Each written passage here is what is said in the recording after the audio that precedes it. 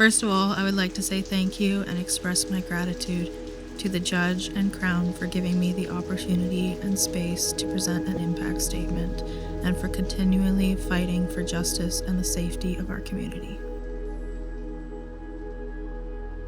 Len, I have told myself for a long time that I don't want you to see me ever again, and vice versa, which is true except for today. Today, I want you to see me, look at me, and really listen to me as I admit how your disgusting desires and choices took away my innocence and impacted every single part of my life. What I'm about to share are just glimpses into the depth of the impact, as I'm in no way able to capture the full reality of it. Greatly for many, many years, your actions left me with unbearable feelings of depression, anxiety, anger, confusion, shame, low self-esteem, and negative core beliefs about the world and everything in it, crushing me to the point of harming myself. It was so much to handle, and I truly wanted to die so all the pain would go away. I was diagnosed with PTSD at 20 years old in light of my constant nightmares, flashbacks, triggers, my complete lack of focus, and my hypervigilance, since I was stuck operating on high alert with a dysregulated nervous system. In other words, I was constantly in extreme emotional distress and living in survival mode. You made me scared of my own home, community, and I felt unsafe everywhere I went. I was constantly trying to find ways to manage and cope with it all.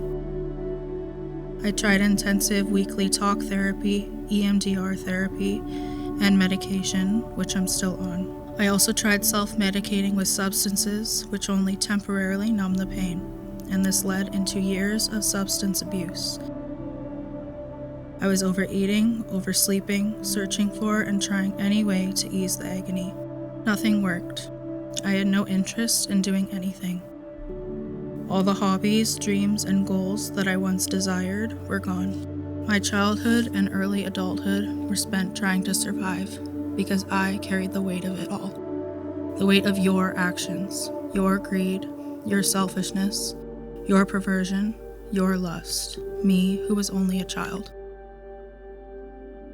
Len, you took away the innocence, color, liveliness, freedom, joy, and carefree simpleness of my childhood, and I will never get that childhood back.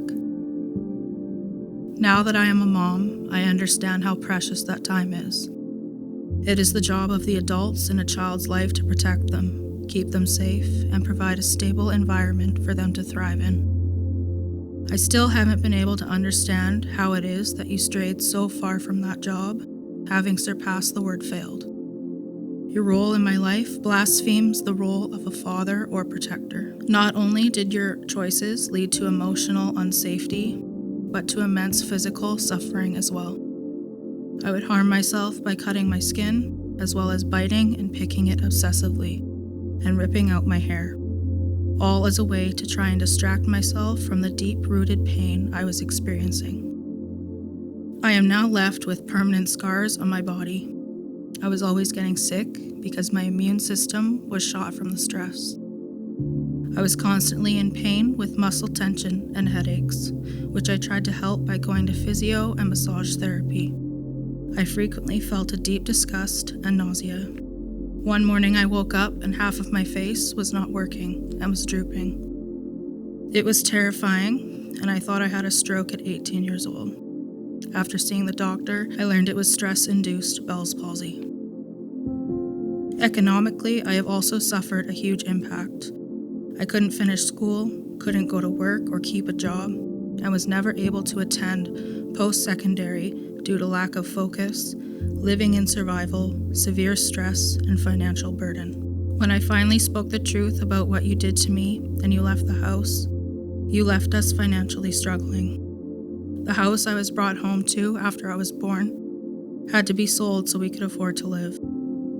On top of that, I had to pay for the physio and massage therapy that helped my deteriorating body, my medication, which I'm still on, and my counseling while trying to stay afloat. Needless to say, the pain you caused was tremendous, and I am still recognizing different parts of my life that have been tainted by you. However, I want you to know that I forgive you. A lot of people get confused about what forgiveness really means, so I'll explain. It doesn't mean that what you did was okay, that your actions disappear, or that they do not require consequence. It means that I am not carrying it anymore.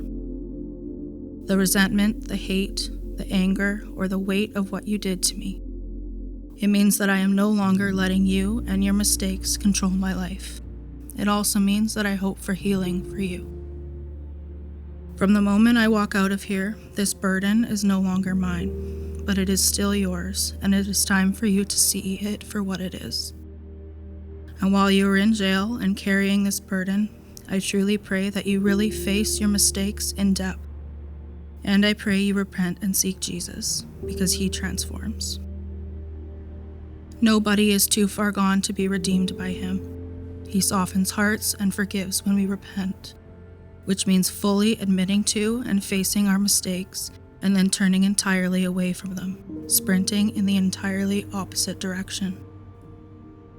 I hope you don't harm anybody else and put them through what I went through, but I also hope wellness for you. You can be made new if you fully surrender, and I hope that for you.